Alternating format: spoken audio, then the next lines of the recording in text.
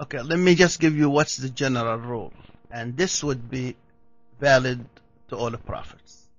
First of all, that if you believe that the Lord, He knows the future, He knows who chose, and we believe that all of these prophets were selected from mankind, and they are trustworthy, and they will not be able to betray their message from their Lord. So by that, I would say that all the prophets, they conveyed their message, and they cannot be liars, and they cannot misguide people, regardless who's that prophet. Okay, and let's get on to the second issue. Go ahead, Imran. So I understand the second issue is how do you explain the behavior or basically the word is terrorism or killing of. My question was, do you personally condemn the killing of innocent women, men, women, and children in Israel by people that claim to be of your faith? Do you condemn those people? So as a Muslim, I have to condemn killing of any innocent, because in the Quran it's very clear that to kill one innocent person is to kill all of mankind.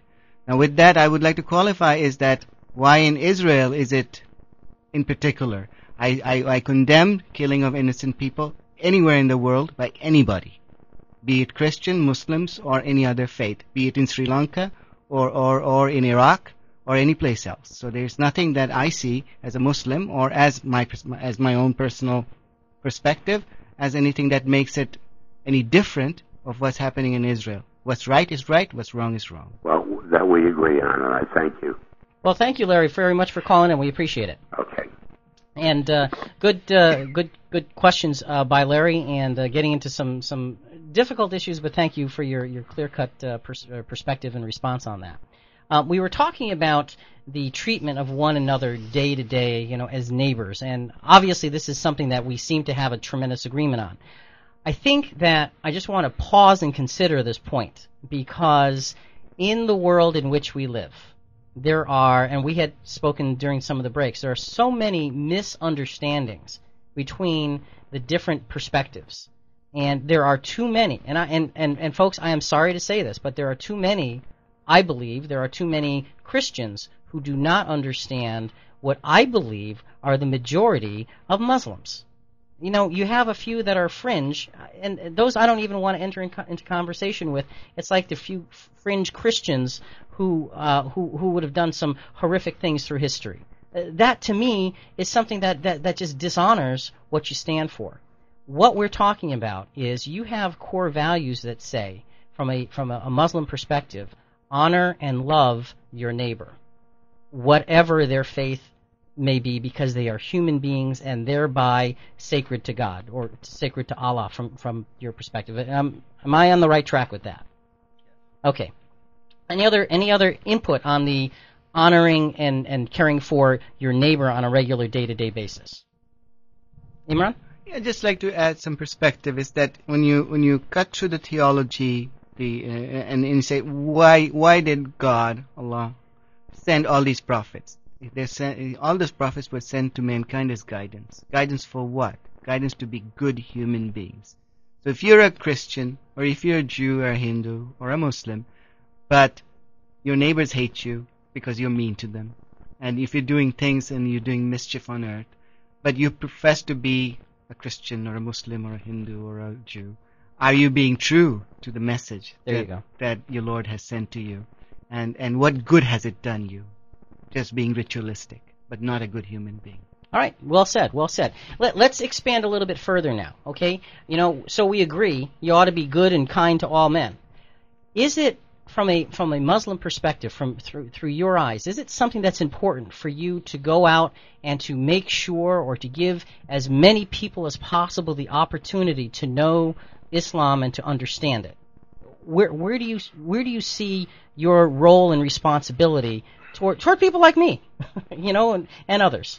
Absolutely. One thing that has been mentioned in the Quran clearly, where Allah has mentioned and ordered us as a Muslim, as people who are the carrier of this message to convey to all mankind, that He said, "Ud'u ila sabili rabbika bil hikmati wal maw'idati al hasana," that invite people to this message, to the message of your Lord, by the good way and wisdom. And this is, as a believer in Islam, as Muslim, we believe that it is our duty to convey this message.